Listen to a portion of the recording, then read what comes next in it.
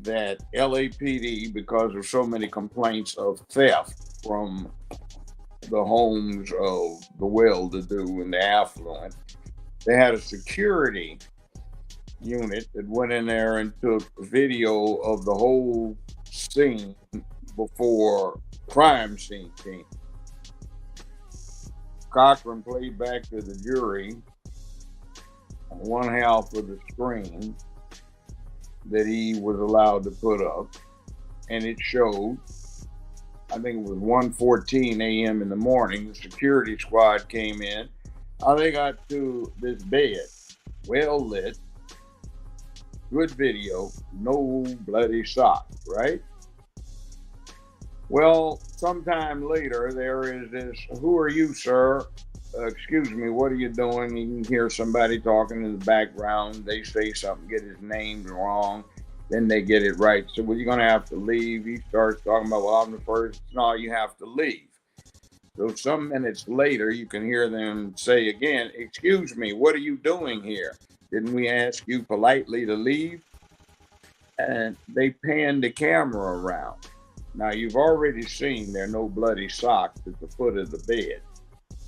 You see Furman standing at the foot of the bed, and they shoo him out of there.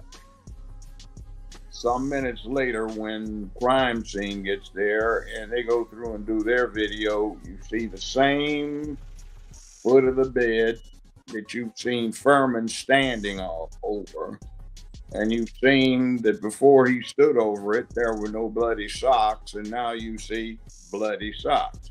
Yes. That glove that did not fit, that does fit Furman, that was found under 2 feet of dead leaves out in the backyard in total darkness, where he just happens to stumble onto them, you find that fits him. So interesting. And he gets to the scene of the crime 5 minutes after it occurs. And during the course of the trial, it develops that he's been over there 11 times in the past and tried to date Nicole. No, see, And I the didn't know. whole city fell apart. And my brother, who was the martial arts expert, was called by the state to set their case up, and he said, "No way, OJ didn't do this. OJ wears a size 12 shoe in dried blood. That two shoes set the shoe print. One's a size 9 and one's a size 10 and a half. That's not OJ." Next thing is, in his expert opinion, the killing was done by a left-hand person. OJ is right-handed. It was two people that did it. It was done professionally by the same death wound being there for both victims, Nicole and Rod Goldman, which was a stab by a left-hand person that went into the chest area with the knife turned sideways so it wouldn't stick in the rib cage. And it wrecked the aorta and the top two chambers of the heart for each person. Then their throats were slit ear to ear. A pair of pliers was used to pull the tongues out through the throat. That was a Colombian necktie. Yes, I was going to get to that. And But Nicole was known as a junkie who owed every big drug dealer in the West Hollywood, West LA area a bunch of money. And OJ had actually caught her sleeping with people, according to witnesses who were also present. And his reaction was not anger or rage or jealousy. It's just, for goodness sakes, the kids are in here. Kids You are got there. to find somebody with a place you can go to, or ask me for the money and don't spend it for drugs, and go to a motel or a hotel. Absolutely. Now back to Mark Furman real quick. We know that he was charged with perjury for lying to the court about denying saying the N-word.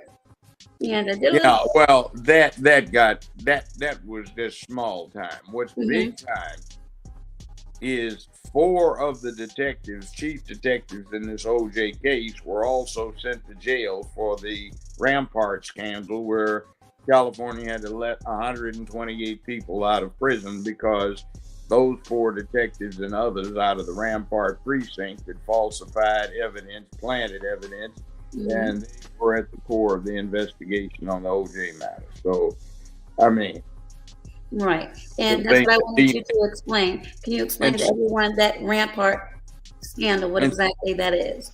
that's where Ramparts is a LAPD precinct known Mm-hmm. as Ramparts, and they wound up getting busted, the detectives, for planting evidence and falsifying information, and they had to let 128 people out of prison because they were in there from faked evidence, planted evidence, or whatever it may be. And four of the chief detectives in the OJ case were involved in that scandal and went to jail. So Now, was here you Furman go. part of that, or was Now, Furman part of that Furman culture? bailed and got out of town, and they couldn't make a direct connection. But here's the other thing. The main thing you need to understand about what the public thinks about the case is because of one person, Nancy Grace. And I call her an unprincipled sleaze who has exploited her position to do a whole lot of wicked things when it comes to perverting the public's opinion about the legal system.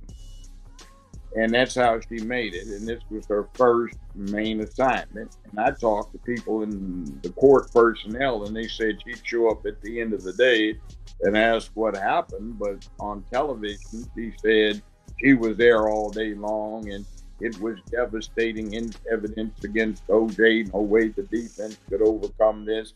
And when you took a look at the trial, and I recorded every scrap of it in my chambers because I was a bachelor at the time, and I'd look at it before I went home in the evening and do work. You're saying, all right, let me see this devastating evidence. And by the time Joe Darden and Marcia Clark got through fumbling around and embarrassing themselves, you say it doesn't get any better from this.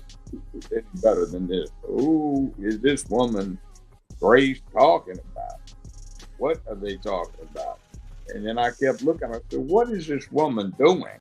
And then later I came to realize who she was. And I think there were a couple of confrontations on Larry King Live when I called her out about trying to act like she had figured something out when she had actually bribed people to give her inside information. Wow. It's mainstream media. You can't believe everything you hear or read. Now, when you first heard this happen, did you once believe OJ was guilty? Or No, I met him years ago. Talked to him, and he's not that kind of guy. And the other thing too is old-time football players, they get all of their hostility and aggression out because you hit it out on the field, run, block, tackle, do your thing, and there's a lot of physical contact. And